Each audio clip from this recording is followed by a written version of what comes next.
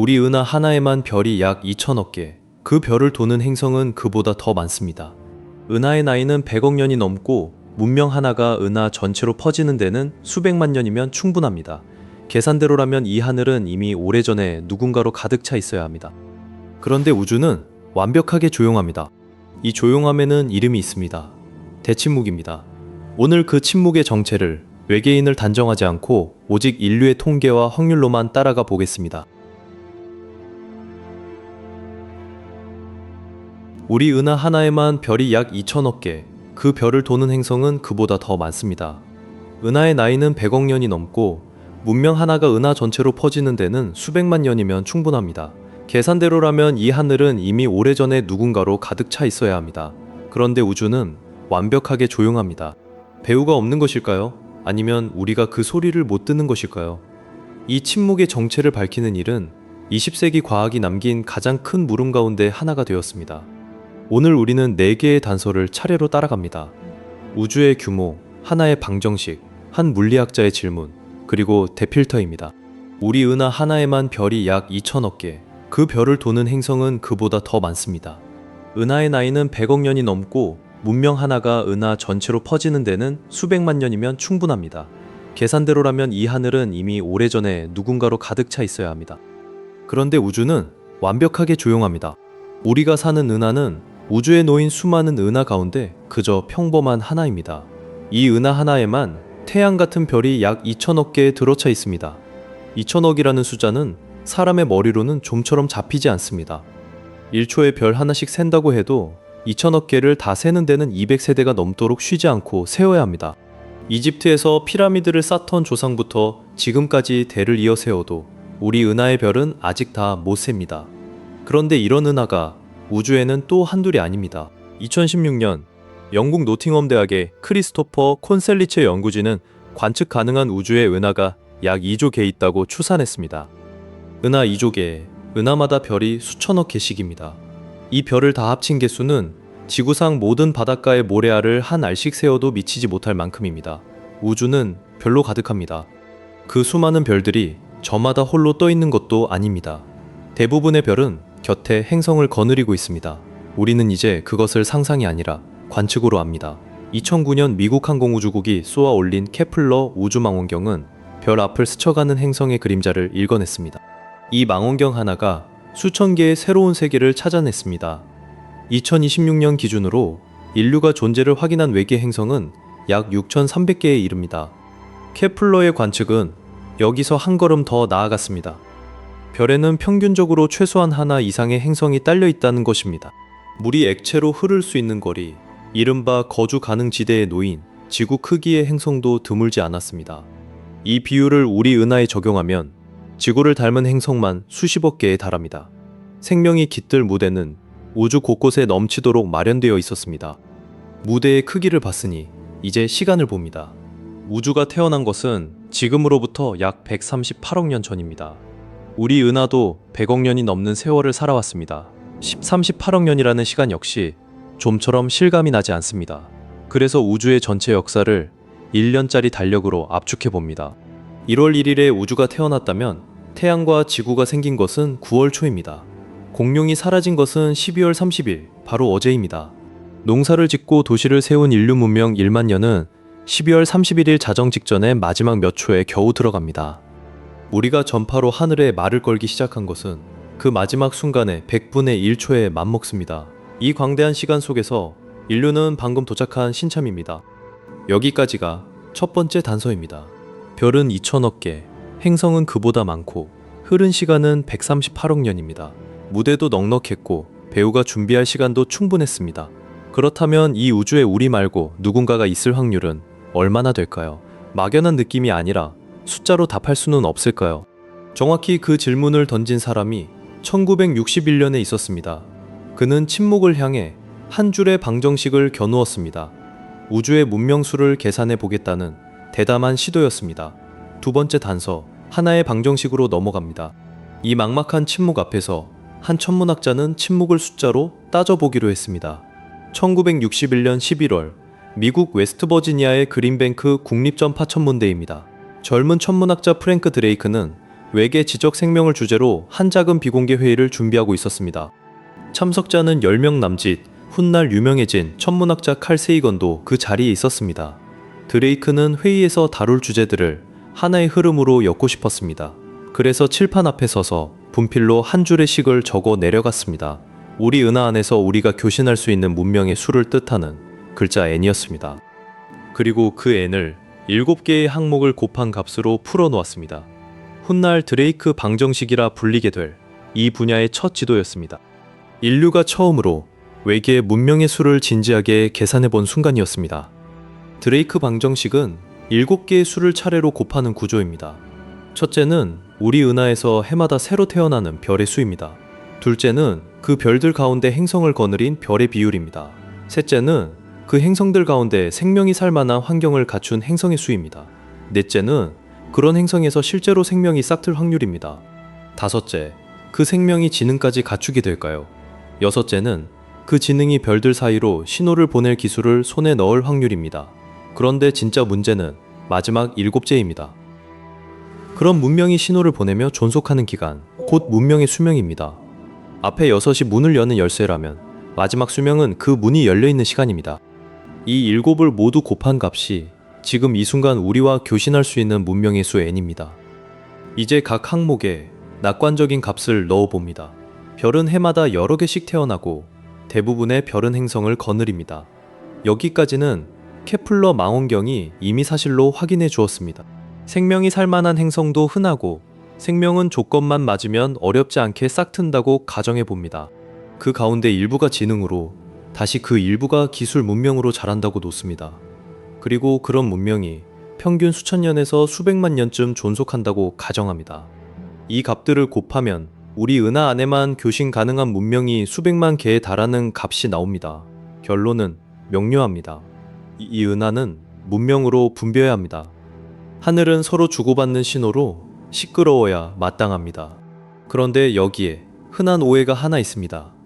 많은 사람이 드레이크 방정식을 정답을 뱉어내는 계산기로 여깁니다. 실제로는 정반대입니다.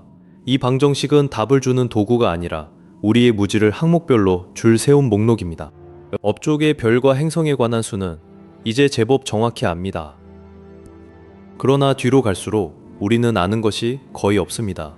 생명이 얼마나 쉽게 싹트는지, 지능이 얼마나 흔한지 우리는 표본을 오직 지구 하나만 갖고 있습니다.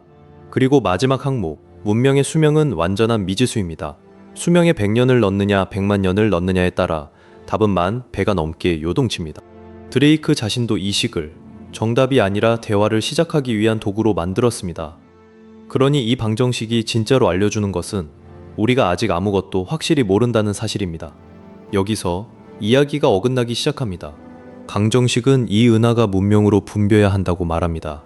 낙관적으로 계산하면 우리 곁에 이웃 문명이 수천 개에 달해야 합니다. 그런데 정작 하늘을 올려다보면 아무 소리도 들리지 않습니다. 계산과 현실이 부딪힙니다. 분배해야 할 우주가 어째서 이토록 비어 있을까요? 이 어긋남을 가장 날카롭게 찌른 사람은 방정식을 만든 천문학자가 아니었습니다.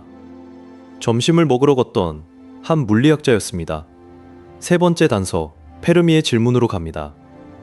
여기서 이야기가 어긋나기 시작합니다. 방정식은 이 은하가 문명으로 분배해야 한다고 말합니다. 낙관적으로 계산하면 우리 곁에 이웃 문명이 수천 개에 달해야 합니다. 그런데 정작 하늘을 올려다보면 아무 소리도 들리지 않습니다. 계산과 현실이 부딪힙니다. 분배해야 할 우주가 어째서 이토록 비어 있을까요? 그날 이들의 화제는 잡지에 실린 비행 접시 만편과 잇따른 미확인 비행 물체 소동이었습니다. 이야기는 자연스레 별들 사이를 오가는 여행이 가능한가로 흘렀습니다. 식탁에 앉아 한동안 다른 대화를 나누던 페르미가 갑자기 불쑥 입을 열었습니다. 다들 어디 있는 거냐고 그가 물었습니다. 영어로는 Where is everybody였습니다. 짧은 한마디에 좌중은 잠시 말을 잃었습니다. 우주가 이토록 넓고 오래되었다면 어째서 아무도 우리를 찾아오지 않았느냐는 물음이었습니다. 페르미의 질문은 농담처럼 들렸지만 속에 서늘한 계산을 품고 있었습니다. 한 문명이 빛의 속도에 한참 못 미치는 느린 우주선만 갖고도 은하 전체로 퍼지는 데 걸리는 시간을 따져봅니다. 이웃 별로 건너가 정착하고 거기서 다시 다음 별로 건너가기를 되풀이합니다. 이 느린 이주를 계속해도 은하 전체를 채우는 데는 길어야 수백만에서 수천만 년이면 충분합니다. 우리 은하의 나이는 100억 년이 넘습니다. 그 시간은 100억 년에 견주면 눈 깜짝할 순간에 지나지 않습니다. 1년 달력으로 치면 하루도 채 안 되는 시간입니다. 그러니 우리보다 조금이라도 앞선 문명이 있었다면 은하는 이미 오래전에 그들로 가득 찼어야 합니다. 누군가는 진작 지구에 도착했어야 합니다. 그런데 지구에도 하늘에도 그런 흔적은 보이지 않습니다. 이 거대한 모순에 페르미의 이름이 붙었습니다. 페르미 역설입니다. 다만 이 이름이 활자로 처음 등장한 것은 그 점심으로부터 한참 뒤인 1977년이었습니다. 역설을 확인하려는 시도는 이미 오래전에 시작되었습니다. 1960년, 바로 그 프랭크 드레이크가 오즈마 계획이라는 이름으로 2개의 별을 향해 전파망원경에 귀를 기울였습니다. 외계에 문명이 보냈을지 모를 신호를 처음으로 진지하게 엿듣기 시작한 것입니다. 이 탐색은 세티, 곧 외계 지적 생명 탐사라는 이름으로 이어졌습니다. 그로부터 60여 년, 2세대가 넘는 시간 동안 인류는 하늘의 소리에 귀를 대왔습니다. 그리고 그 60여 년 동안 확실한 응답은 단 한 번도 없었습니다. 무대는 가득 찼는데 객석은 텅 비어 있습니다. 이 완벽한 고요가 바로 대침묵입니다. 지금부터 등장하는 설명들은 하나같이 그럴듯하지만 하나같이 허점을 안고 있습니다. 첫 번째 설명은 지구가 너무나 특별하다는 것입니다. 2000년 고생물학자 피터 워드와 천문학자 도널드 브라울리가 희귀한 지구라는 책을 펴냈습니다. 이들의 주장은 이렇습니다. 미생물 같은 원시적 생명은 우주에 흔할지 몰라도 복잡한 생명은 지독하게 드물다는 것입니다. 복잡한 생명이 진화하려면 까다로운 조건이 겹겹이 맞아떨어져야 합니다. 소행성을 대신 맞아주는 거대한 목성, 자전축을 붙잡아주는 커다란 달, 대륙을 움직이는 판구조까지 필요합니다. 지구는 그 모든 제비를 우연히 한꺼번에 뽑은 행운의 행성이라는 이야기입니다. 그러나 이 설명에는 반박이 따라붙습니다. 우리는 생명이 사는 행성을 지구단 하나만 알고 있습니다. 표본이 하나뿐인데 이것만 특별하다고 못 박는 것은 성급한 일반화일 수 있습니다. 두 번째 설명은 그들이 일부러 숨어 있다는 것입니다. 1973년 천문학자 존 볼이 학술지 이카루스의 동물원 가설을 발표했습니다. 외계 문명은 분명히 존재하지만 우리를 일부러 내버려 둔다는 주장입니다. 앞선 문명이 지구를 야생보호구역이나 동물원처럼 지정해 두고 멀찍이서 지켜본다는 것입니다. 우리가 그들을 못 느끼는 이유는 그들이 관찰만 할 뿐 개입하지 않기 때문입니다. 제법 그럴듯하게 들립니다. 그러나 이 설명이 성립하려면 아주 무거운 전제가 필요합니다. 은하의 모든 문명이 단 하나의 예외도 없이 침묵의 규약을 지켜야 합니다. 그 수많은 문명 가운데 단 하나만 규약을 어기고 말을 걸어도 이 가설은 무너집니다. 모두가 영원히 입을 다문다는 가정은 확인할 방법조차 없습니다. 세 번째는 더 어둡습니다. 문명은 어느 수준에 이르면 스스로를 파괴한다는 것입니다. 핵무기, 기후 붕괴, 통제를 벗어난 기술이 그 도구로 꼽힙니다. 이 설명은 드레이크 방정식의 마지막 항목과 곧장 이어집니다. 문명의 수명이 아주 짧다면 은하의 같은 시대에 존재하는 문명의 수도 극히 적어집니다. 저마다 짧게 반짝이다 꺼진다면 두 문명이 같은 시대에 만날 확률은 거의 없습니다. 서로 다른 시간에 태어나 서로를 모른 채 각자 사라지는 것입니다. 그러나 여기에도 빈틈이 있습니다. 은하의 모든 문명이 예외 없이 자멸한다는 것은 지나치게 가혹한 가정입니다. 수많은 문명 가운데 단 하나쯤은 그 위기를 넘겨 살아남았을 법합니다. 하나도 남지 않았다는 결과는 자멸만으로는 설명되지 않습니다. 네 번째 설명은 그들의 신호가 아직 우리에게 닿지 않았다는 것입니다. 우주의 신호는 아무리 빨라야 빛의 속도입니다. 우리 은하는 지름이 약 10만 광년에 이르는 거대한 원반입니다. 빛조차 이 은하를 가로지르는데 10만 년이 걸립니다. 1광년은 약 9조 4천억 킬로미터에 이르는 거리입니다. 인류가 전파를 쏘기 시작한 지는 이제 겨우 100년. 우리 신호는 아직 반지름 100광년짜리 작은 거품에 지나지 않습니다. 이 거품은 은하 전체에 견주면 넓은 바다에 떨어진 물 한 방울입니다. 그러니 저편의 대화를 우리가 아직 못 들었을 뿐이라는 설명입니다. 그러나 여기에도 반론이 있습니다. 우주의 시간표에서 인류가 신참이라면 우리보다 수십억 년 앞서 태어난 문명도 많아야 합니다. 그 오랜 시간이면 신호는 진작 도착했거나 그들 자신이 벌써 이곳에 왔어야 합니다. 4개의 설명을 차례로 살펴봤습니다. 지구가 특별하다는 희귀한 지구, 그들이 숨어 있다는 동물원, 스스로 무너진다는 자멸, 신호가 아직 안 닿았다는 시차입니다. 하나같이 그럴듯했지만 하나같이 결정적인 허점을 안고 있었습니다. 그런데 이 모든 반박을 견디고 끝까지 살아남는 설명이 하나 있습니다. 이 설명은 앞에 4가지를 하나의 틀 안으로 빨아들입니다. 그리고 우리에게 가장 서늘한 질문을 되돌려줍니다. 우리는 지금 안전한 걸까요? 마지막 단서, 대필터로 갑니다. 이 모든 침묵을 하나로 꿰는 설명은 대필터라고 불립니다. 1996년 경제학자 로빈 헨슨이 처음 제안한 개념입니다. 헨슨의 생각은 이렇습니다. 생명 없는 물질이 별들 사이를 오가는 문명으로 자라기까지는 수많은 단계를 거쳐야 합니다. 적당한 행성이 생기고 생명이 싹트고 복잡한 세포로 진화하고 지능이 나타나고 기술을 손에 넣고 별들 사이로 뻗어나가는 긴 계단입니다. 그런데 이 계단 어딘가에 거의 아무도 통과하지 못하는 벽이 하나 있다는 것입니다. 그 벽이 대필터입니다. 지금까지 셀 수 없이 많은 생명의 씨앗이 이 벽 앞에서 걸러졌기에 우주가 이토록 조용하다는 것입니다. 여기서 정말 중요한 질문은 이것입니다. 그 벽은 우리 뒤에 있을까요? 아니면 우리 앞에 있을까요? 먼저 대필터가 우리 뒤에 있는 경우입니다. 그렇다면 우리는 그 무시무시한 벽을 이미 통과한 존재입니다. 그 벽은 어쩌면 생명이 처음 싹트던 순간이었을지 모릅니다. 혹은 원시적인 세포가 복잡한 세포로 도약하던 그 한 번의 우연이었을지 모릅니다. 지구에서 이 도약은 46억 년의 역사를 통틀어 딱 한 번 일어났습니다. 만약 그것이 대필터였다면 우리는 우주에서 지독하게 운 좋은 소수입니다. 이 경우 하늘이 조용한 이유는 간단합니다. 우리 같은 존재가 우주에 거의 없기 때문입니다. 외롭지만 안심할 수 있는 결말입니다. 가장 어려운 관문은 이미 우리 뒤로 지나갔기 때문입니다. 그러나 대필터가 우리 앞에 있을 수도 있습니다. 그렇다면 이야기는 완전히 달라집니다. 우리는 아직 그 벽을 넘지 못한 수많은 예비 낙오자 가운데 하나일 뿐입니다. 우리보다 앞서 여기까지 온 문명들도 하나같이 그 벽 앞에서 쓰러졌다는 뜻입니다. 그 벽은 어쩌면 지금 우리가 다가서고 있는 어떤 위기일지 모릅니다. 여기서 섬뜩한 역설이 하나 나타납니다. 거주 가능한 행성이 흔할수록 오히려 나쁜 소식이 됩니다.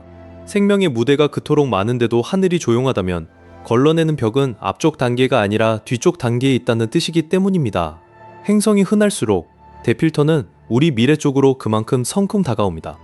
무대가 넘칠수록 배우가 없다는 사실은 더 무거운 경고가 됩니다. 이 논리를 끝까지 밀고 가면 뜻밖의 결론에 이릅니다. 2008년 철학자 닉 보스트롬이 던진 물음입니다. 만약 우리가 화성에서 멸종한 미생물의 흔적이라도 발견한다면 어떻게 될까요? 보통은 그것을 인류 역사상 가장 위대한 발견으로 반길 것입니다. 그러나 보스트롬은 오히려 그것이 끔찍한 소식일 수 있다고 말했습니다. 화성에서까지 생명이 쉽게 생겨났다면 생명의 탄생은 대필터가 아니라는 뜻입니다. 생명이 우주에 흔하다면 우리를 걸러낼 벽은 뒤가 아니라 앞에 남아있게 됩니다. 그 벽은 아직 우리를 기다리고 있는 것입니다. 그래서 보스트롬은 화성 탐사가 아무런 생명도 찾지 못하기를 바란다고 적었습니다. 우주의 침묵이 무섭지만 이웃의 존재가 더 무서울 수도 있다는 역설입니다. 이제 우리가 따라온 4개의 단서를 하나로 모아봅니다. 첫째, 우주는 별 2천억 개와 행성 수십억 개, 138억 년의 시간으로 문명이 넘쳐야 마땅한 무대입니다. 둘째, 드레이크 방정식은 그 문명의 수를 세려 했지만 실은 우리의 무지를 줄 세운 목록이었습니다. 셋째, 페르미의 질문은 분별해야 할 하늘이 왜 조용한지를 찔렀습니다. 넷째, 대필터는 그 침묵의 값을 우리 과거와 미래 사이 어딘가에 걸어 두었습니다. 처음에 우리는 이 고요를 대침묵이라 불렀습니다. 긴 여정 끝에 분명해지는 것은 대침묵이 답이 아니라는 사실입니다. 그것은 오히려 우리 자신을 비추는 거울입니다.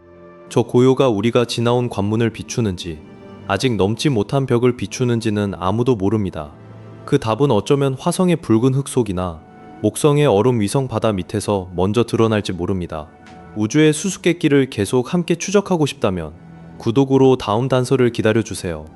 다음 이야기에서는 그 얼음 아래 바다를 직접 찾아가 보겠습니다. 지금까지 수상한 지구였습니다.